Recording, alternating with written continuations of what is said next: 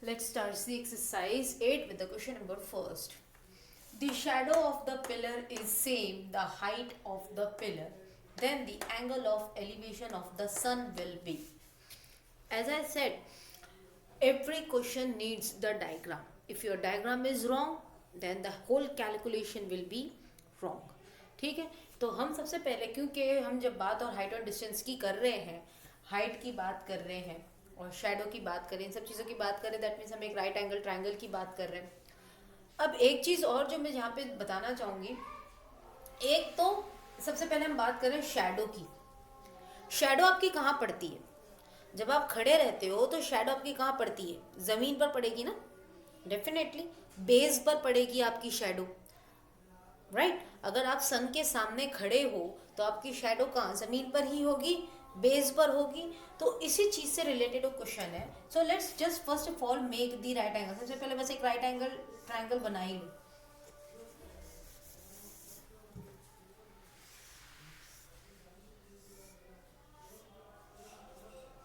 ये है आपका right angle triangle. Let's say this is A, this is B and this is C. अब क्या कह रहा है? The shadow of the pillar, let A B is the pillar. हम सबसे पहले क्या ले लेते हैं? ए बी पिलर है, क्योंकि पिलर जाहिर सी बात है वो खड़ा रहेगा, तो हम पहले लिख लेते हैं let A B is the pillar. Okay, the shadow of the pillar is same. अब शैडो कहाँ बनेगी? अगर ये पिलर है तो इसकी शैडो कहाँ बनेगी? अगर ये एक पिलर है, ठीक है, तो इसकी शैडो जाहिर सी बात है ज़मीन पर ही बनेगी. जैसा कि मैंने बताया, शैडो हमेशा कहाँ होगी? ज़मीन पर ही होगी. And B C is the shadow of the pillar.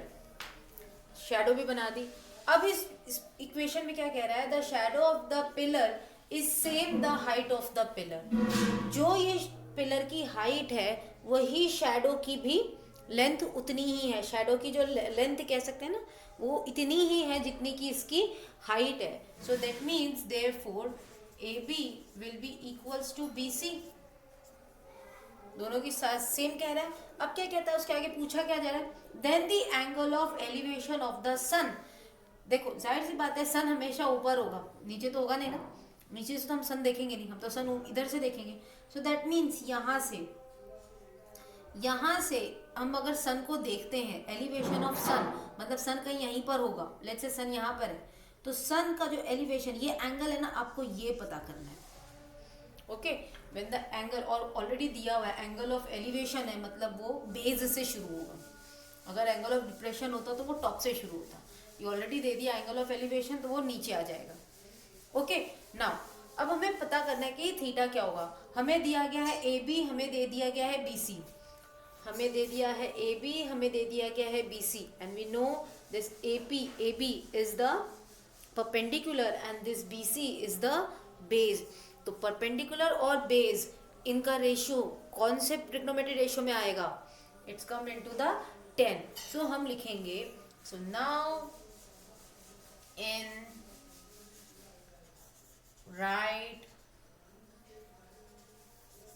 angle triangle ABC. Okay, right angle triangle ABC में हम क्या ले रहे हैं? 10 की value. tan theta is equals to AB upon BC. और अगर आप A B upon B C पहले नहीं लिखना चाहते, आप यहाँ पे लिख सकते हैं परपेंडिकुलर अपॉन बेस. लेकिन मैं चाहूँगी कि अभी आप परपेंडिकुलर और बेस ये वर्ड यूज़ नहीं करें, क्योंकि हाइपोटेनियस ये हो जाता है, जबकि हम जब हाइट की बात करते हैं तब हम एच भी कह देते हैं. तो इसलिए it would be better not to write. We can directly say tan theta is nothing but tan theta क्या होगा? Perpendicular upon base. So A B upon B C. Okay, now let's see. अब जैसा कि हम जानते हैं A B is equals to B C, A B B C के बराबर है, तो क्या हम ऐसे लिख सकते हैं A B upon A B, क्योंकि बी सी भी ए बी के बराबर है. ये भी कैंसिल, ये भी कैंसिल. tan थीटा की वैल्यू क्या आ रही है? 1. अब देखो tan theta is equals to 1, हमें यहाँ पे किससे कंपेयर करना है, tan थीटा से कंपेयर करना है. Now just see for which value or for which value of the angle the tan theta becomes 1. Angle की किस वैल्यू पर tan थीटा 1 बन जाता है.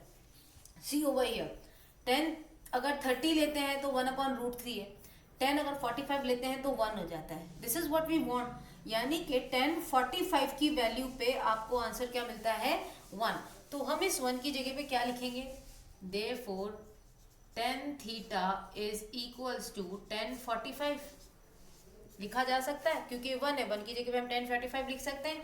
अब हम इसे कंपेयर करते हैं, ये कट कैंसिल नहीं होते, tan और tan कैंसिल नहीं होते, ये एक्चुअली कंपेयर होते हैं. ये भी tan थीटा, ये भी tan थीटा, मतलब थीटा की वैल्यू क्या है यहाँ पर, 45 है.